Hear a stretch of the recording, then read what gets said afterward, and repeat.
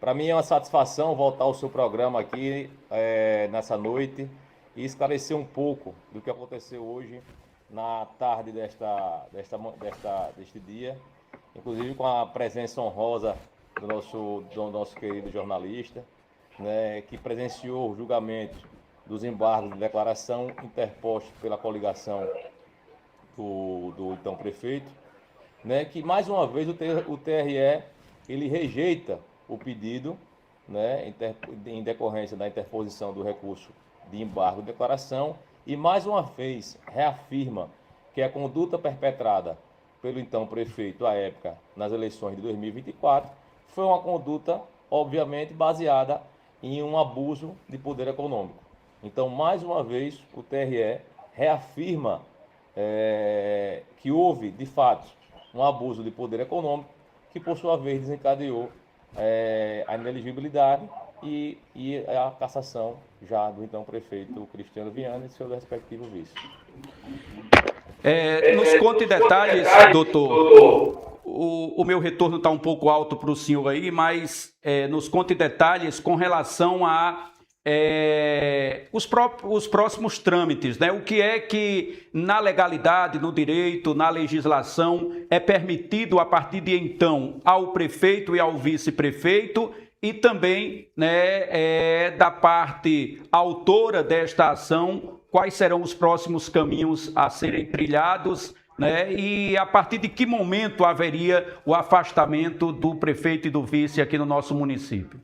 Então, conforme ficou deliberado na sessão do acórdão que julgou procedente o nosso recurso, foi estabelecido que só haveria a cassação, ou seja, de fato, o afastamento do prefeito, após o exaurimento de todos os recursos que forem relacionados a essa instância do TRE. Ou seja, após o julgamento desse recurso de embargos, que tem efeito suspensivo, o que é isso? O efeito suspensivo ele é automático, então ele suspende os efeitos de qualquer tipo de decisão. Então, a partir do momento quando há a interposição do respectivo recurso, obviamente, automaticamente já suspende a eficácia, ou seja, já suspende que de fato haja esse afastamento. A partir do momento que hoje existiu o julgamento, repito, por unanimidade, né? Ou seja, o colegiado do TRE, na sua completude, na sua unanimidade, ele rechaçou os embargos que foram interpostos pela coligação de Cristiano Viana. Então, ele manteve a cassação e manteve também a inelegibilidade dos respectivos prefeitos. É isso, e nós vimos lá que foi uma apreciação rápida, o trâmite é aquele mesmo.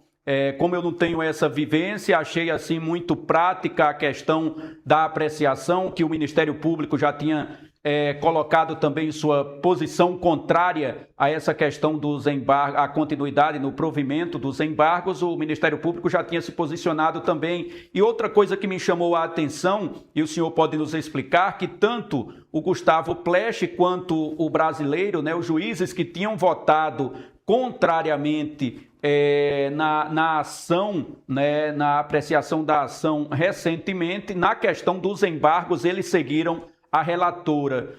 Como a gente explicar de maneira prática para o nosso público, para o nosso web telespectador, doutor? É porque na apreciação dos respectivos embargos, é uma apreciação, a gente chama de uma apreciação técnica.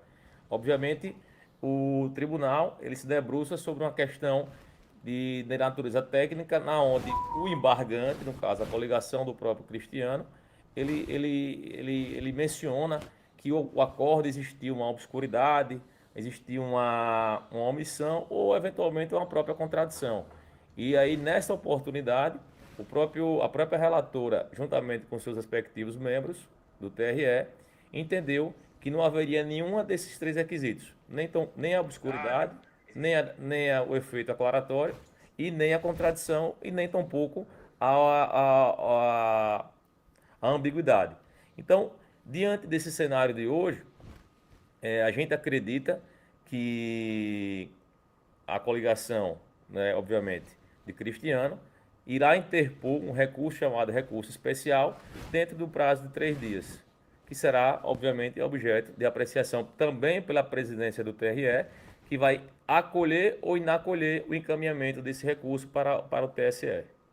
Certo. E aí, mesmo não sendo favorável à chapa Cristiano e Reinaldo aqui em Sergipe, eles poderão impetrar diretamente lá no TSE. Primeiro, eles têm que impetrar esse recurso especial aqui por Sergipe, onde a ação está sendo apreciada e foi julgada, para que depois possa ir a Brasília. E ele tem que fazer esse pedido aqui para levar essa discussão para Brasília e, se num caso de uma eventual resposta negativa, eles podem ingressar diretamente, um pedido de liminar, o que seria um outro recurso no Tribunal Superior Eleitoral, doutor? O recurso especial ele é interposto e direcionado à própria presidente do Tribunal Regional Eleitoral. Dessa decisão, cabe ainda o acolhimento ou não acolhimento. A gente chama de segmento do ponto de vista jurídico. Ela dar seguimento ao recurso especial ou não dar seguimento ao recurso especial. No caso de Cristiano e de Reinaldo, o próprio Reinaldo já interpôs, num prazo de 3 dias, já interpôs o recurso especial. Então, necessariamente, será apreciado pela presidência do TRE, deste tribunal, o segmento ou não segmento. Então, a presidência irá se debruçar sobre o segmento ou não segmento do respectivo recurso especial, e daí, então, se entender que não há matéria que seja apreciável, que não há matéria que venha a ser acolhida pelo TSE, eles ainda interpõem um agravo para poder forçar o encaminhamento desse recurso para o TSE. Então, E esse recurso especial, ele vai avaliar o quê? O trâmite, o devido processo legal? Poderá ser colocado algo novo dentro desse recurso? Como se dará essa questão? Não há possibilidade alguma de ser elencado e ser colocado algo novo desse processo. O que de fato existe no processo não pode mais ser, inclusive, reapreciado a nível de prova. O TSE ele não analisa a prova, ele só analisa questões de natureza técnica. Só apenas tão somente. Não vai analisar, não vai fazer valoração de prova, não vai mencionar, não vai fazer, a gente chama de um juízo das provas que foram colocadas no processo. Não vai ser objeto de apreciação pelo próprio TSE. Certo. E nessa questão da reinserção do Partido dos Trabalhadores dentro desse processo, né? Porque o próprio Tribunal Regional Eleitoral tinha, de certa forma, eximido o Partido dos Trabalhadores desta responsabilização. E hoje, lá pelo texto, nós vimos que houve um pedido, né, para ser reinserido, não é isso? É natural. O próprio partido do respectivo candidato, ele participa do processo na condição de litisconsórcio, a gente chama. Ele participa como um coadjuvante nesse caso. Então ele pega o processo a partir do momento no estágio que o processo se encontra. Ele não pode mais discutir matéria que inclusive já foi discutida anteriormente. Ele pega o processo a partir no estágio que o processo se encontra. A partir de agora, o Partido dos Trabalhadores, no juízo que foi realizado hoje, né, na valoração que foi realizada hoje pelo próprio TRE, ele deferiu esse aspecto, essa participação do Partido dos Trabalhadores no processo. Eu falava logo no início do programa, doutor, talvez o senhor não acompanhou, na minha manchete inicial, que nesse recurso especial, a Justiça pode entender que os embargantes, eles estejam querendo apenas protelar, ganhar tempo, consumir tempo da justiça, algo do tipo, e responder, por exemplo, por litigância de má-fé, né, que é justamente forçando a justiça ou tentando forçar a justiça a um erro ou a uma mudança de apreciação e de votação, algo do tipo? Então, no ordenamento jurídico brasileiro existe essa possibilidade, a depender do contexto e depender da matéria que foi ventilada no processo. Digamos que a defesa do Cristiano entenda agora, a partir do momento que a gente não viu ainda a publicação do próprio acordo, a gente vai se debruçar ainda sobre essa questão da publicação, dos termos que foram publicados, né, o voto condutor da doutora Brígida. Então, a partir do momento, quando for publicado esse acórdão de hoje, A gente vai se debruçar, inclusive cabe a gente também entender que houve alguma omissão, alguma obscuridade, alguma contradição também, a gente tem legitimidade também de poder interpor eventuais embargos, que a gente acredita que não tem, porque a gente participou ativamente do voto hoje. Então, os embargantes, eles poderão sim, né, interpor novos embargos e se entender, né, na avaliação na avaliação da relatora, se entender que esses embargos são procrastinatórios, que a gente chama, apenas e tão somente para demorar o julgamento do processo e manter o então prefeito no cargo, eles podem entender sim que embargos por natureza procrastinatórias, ou seja, apenas para ganhar tempo, e aí sim aplicar uma eventual multa em decorrência dessa conduta. Inclusive, era isso que eu ia perguntar, inclusive com a possibilidade de multa, né? Isso. Estamos conversando com o doutor Bruno Pinto, um dos que estão inseridos neste processo que culminou na cassação do prefeito e do vice-prefeito do município de Simão Dias, representando a coligação opositora no pleito de 2024. E as pessoas não entendem, doutor, e o senhor com um arcabouço jurídico e esse profissionalismo e, como eu já falei aqui, uma descrição muito grande, as pessoas não entendem essa questão dos ritos da justiça, né? Mas existe esse tempo, existem esses prazos, existem esses recursos e tão somente aguardar para termos aí um resultado que a sociedade entende, né, com aquele senso de impunidade, que as coisas não vão acontecer, que as coisas não vão fluir, mas as coisas estão acontecendo, não é isso? Eu tenho recebido muita mensagem com essa perspectiva, esse sentimento que o senhor acabou de ventilar aí. E, de fato, é como o senhor acabou de dizer. A justiça está sendo feita, o TRE, né, vem tendo algumas decisões com bastante tranquilidade, com bastante zelo na apreciação das matérias. E eu acredito, e aí eu digo numa perspectiva de fato, por experiência própria mesmo, que esse processo, eventualmente, ele vem ser publicado, o acórdão. Hoje é terça-feira, quarta. Na quinta-feira, até na terça-feira da semana que vem, na quarta-feira da semana que vem, nós já temos mais ou menos o norte com relação à questão do afastamento. E com relação a essa situação, sendo acolhido ou não esse recurso especial, transferindo essa responsabilidade de apreciação para Brasília, automaticamente, se não houver uma liminar favorável, haverá o afastamento do prefeito e do vice-prefeito? O próprio recurso especial, ele não tem natureza, como eu disse, não tem o efeito suspensivo automático. Então, para que ele tenha essa suspensão desse acordo, dos efeitos desse acordo, ele necessariamente terá que conseguir uma cautelar para suspender os efeitos dessa decisão, ou seja, desse acordo que acabou de ser, digamos, dada publicidade, né, através das redes sociais e do próprio YouTube, que de fato foi unânime e que, por sua vez, necessariamente ele não tem efeito suspensivo, logo ele tem que ser dado cumprimento, salvo, repito, se ele conseguir, através de uma liminar, uma cautelar, algo nesse sentido, junto ao próprio TSE. Estamos conversando com o doutor Bruno Pinto, a minha esposa, a doutora Jaqueline Gonzalez. Ela diz aqui, boa noite, boa noite, doutor Bruno, e a todas as pessoas que trabalham e assistem o Geral News. Excelente trabalho, doutor Bruno e sua equipe. Parabéns pela competência. O João Batista diz, boa noite, meu amigo, Batista, estamos no seu maravilhoso programa. A Mara parabeniza-nos porque tem mais de 100 aparelhos conectados neste momento com a gente. Boa noite, estamos assistindo, o Manuel dos Santos também acompanhando a gente.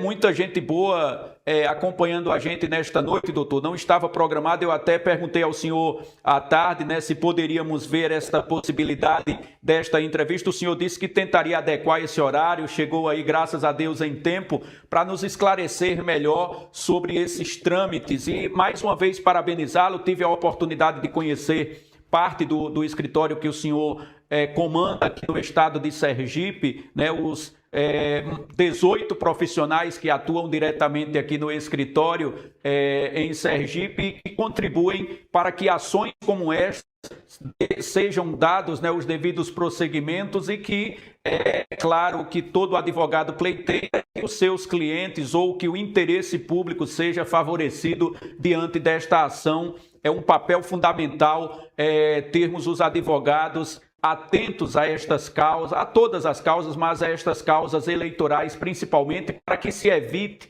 e nós ouvimos muito isso no julgamento realmente, da presidenta do TRE, falando sobre essa questão, para que os políticos, eles ouçam mais as suas equipes jurídicas, que possam verdadeiramente não agir pela emoção, mas agir pela legalidade. É mais ou menos nesse sentido, né, doutor? Sem dúvida. Inclusive, acho que todos os julgamentos que foram conduzidos e presididos pela doutora Ana Lúcia, ela vem sempre batendo nessa tecla, que, de fato, os candidatos eles possuem uma assessoria jurídica e digo, assim, a nível de Sergipe, e não obstante a gente tem a atuação, como você acabou de dizer, em Brasília e São Paulo, enfim, mas a gente sabe que aqui em Sergipe temos grandes profissionais da área e, inclusive, participa de forma bem assídua na orientação, na assessoria desses candidatos. E a gente acredita muito que os candidatos têm que olhar tem que fazer esse juízo de valor, tem que fazer essa ponderação se de fato vale a pena ou não vale a pena a realizar determinadas condutas.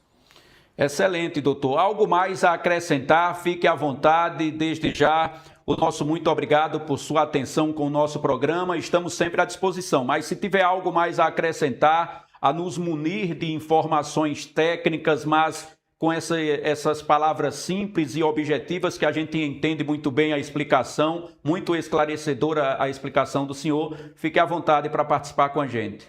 Eu que agradeço, Geraldo, essa oportunidade que você vem nos proporcionando, sobretudo para a população de Simão Dias, que é a população que está sendo mais impactada com essas decisões, né? Obviamente a gente não tem lado político, a gente fica... Eu fui contratado na época pela coligação, na qual eu hoje represento.